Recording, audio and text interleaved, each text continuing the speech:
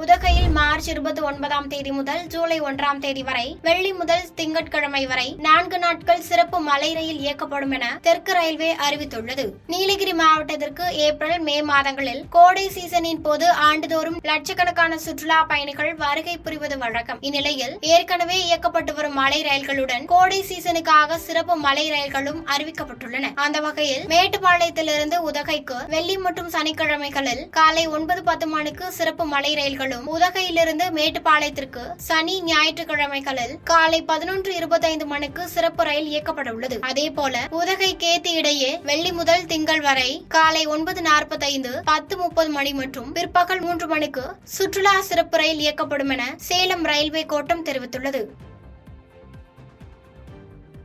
பாதகம் செய்பவரை கண்டால் நாம் பயங்கொள்ளலாகாது பாப்பா, மோதி மிதித்து விடு பாப்பா, அவர் முகத்தில் உமிழ்ந்து விடு பாப்பா.